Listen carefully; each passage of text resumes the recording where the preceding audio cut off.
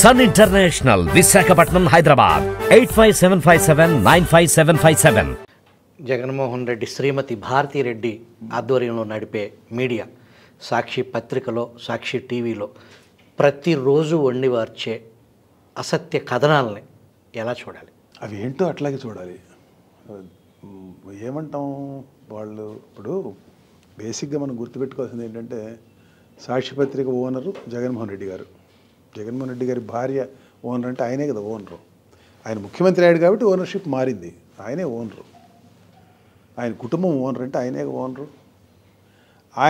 ఆయన ఓనర్షిప్లో పనిచేసే పత్రిక, న్యూస్ ఛానల్ ఆయన ప్రయోజనాలకు భిన్నంగా ప్రజా ప్రయోజనం అనే గీటురాయి మీద వార్తలు ఇస్తుందా? ఇవ్వదు కదా. అంతే, వాళ్ళు ప్రజా ప్రయోజనం. జర్నలిజానికి గీటురాయి ఏమిటి? ప్రజా ప్రయోజనం, పబ్లిక్ ఇంట్రెస్ట్. ఒక వార్త ఎందుకు ఇవ్వాలి మనం అంటే దానికి గీటురాయి ఇది పబ్లిక్ ఇంట్రెస్ట్ని సర్వ్ చేస్తుంది అనుకుంటే ఇవ్వాలి మనం, అంతే కదా.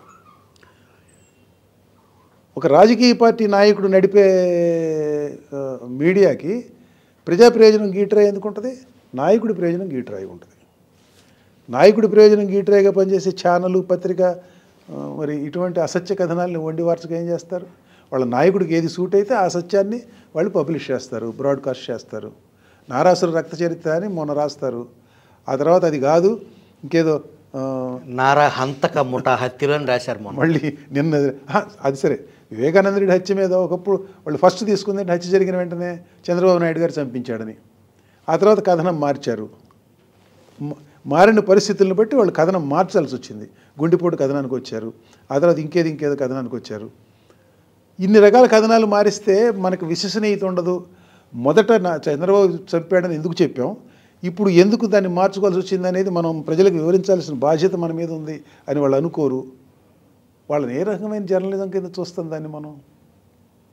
జర్నలిజం ఎట్లా అవుతుంది? జర్నలిజం కాదు అది. నేను నమ్మేది ఏంటంటే, సాక్షి చేసేది జర్నలిజం కాదు.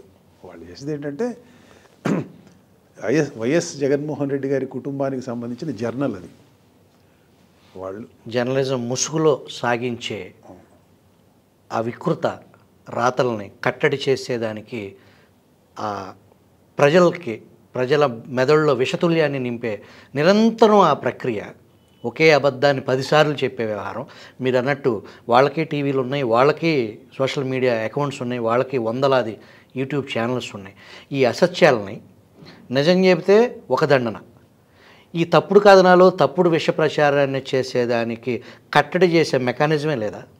అంటే ఒకటండి, మనం దీన్ని ఎట్లా ఇది కొంచెం సున్నితమైన వ్యవహారం. అంటే సున్నితం అంటే you need to tread very carefully. ఎట్లాగంటే ఒక పత్రికకి, అది ఎంత చెత్త పత్రిక అయినా కానివ్వండి, ఒక పత్రికకు ఉండే హక్కులు ఉంటాయి. సో అది దానికి భిన్నంగా వ్యవహరిస్తున్నప్పుడు ఒక స్థాయి వరకు ప్రజలే చూస్తారు, ప్రజలే తేల్చాలి. ఇవాళ ఒక వార్తాపత్రిక లేకపోతే ఒక న్యూస్ ఛానల్, అందులో వస్తున్న కథనాలు, వార్తా కథనాలు సరైనవి కావు. సరైనవి కాని సందర్భాల్లో సరైనవి కావు, వీళ్ళని మనం ఆదరించక్కర్లేదు, సాక్షి పత్రిక కొననక్కర్లేదు, లేకపోతే పలానా ఛానల్ చూడనక్కర్లేదు అని ప్రజలు అనుకుంటారు. అదొక దశ. అట్లా కాకుండా సాక్షి పత్రిక, అది సాక్షి కావచ్చు, ఇంకోటి ఏ కావచ్చు, బి కావచ్చు, ఆ పత్రిక రాతల వలన ఎవరికైనా నష్టం జరుగుతూ ఉంటే వాళ్ళు దానికి సాక్షి పత్రికను to take them to task, అంటే వాళ్ళ లైబిలిటీని ఫిక్స్ చేయడానికి ప్రయత్నించడం రెండవ దారి.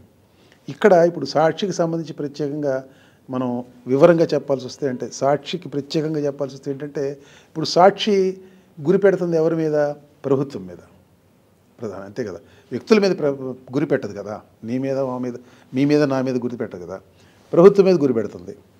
ప్రభుత్వ సారథైన చంద్రబాబు నాయుడు గారి మీద గురి పెట్టుద్ది, టీడీపీ మీద గురి పెట్టుద్ది. టీడీపీ మీద గురి పెడితే టీడీపీ చూసుకోవాలి, ప్రభుత్వం మీద గురి పెట్టినప్పుడు ప్రభుత్వం చూసుకోవాలి. దానివలన ఆ రాతల వలన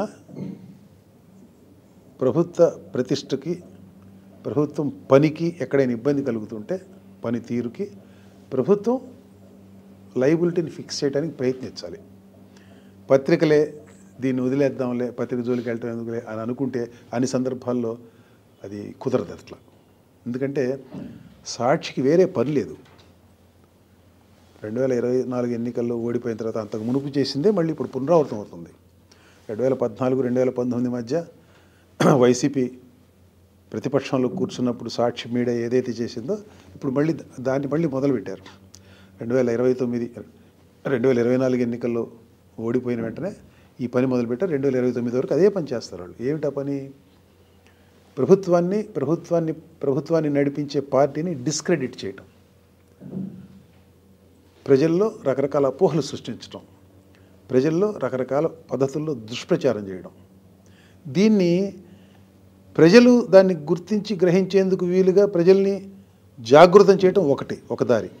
అది ఇద్దరి మీద ఉంది. ఏది? కూటమిలో ఉన్న పార్టీల మీద ఉంది, పార్టీల స్థాయిలో కూటమి ప్రభుత్వం మీదనూ ఉంది. అది ఏ సందర్భంలో ఏమిటో అనేది మనం ఇప్పుడు ఇందాక నేను చెప్పాను కదా, ఎప్పుడు ఎవరు రియాక్ట్ కావాలనేది ఆ పద్ధతిలో వాళ్ళు తప్పనిసరిగా రియాక్ట్ అవ్వాలి.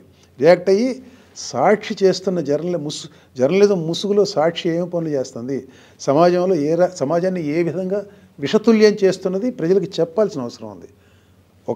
ఒక స్థాయి వరకు ప్రజలకు చెప్పడం, రెండో స్థాయిలో సాక్షి లైబిలిటీని ఫిక్స్ చేయడం. ఈ రెండు పద్ధతుల్లో జరగాలి.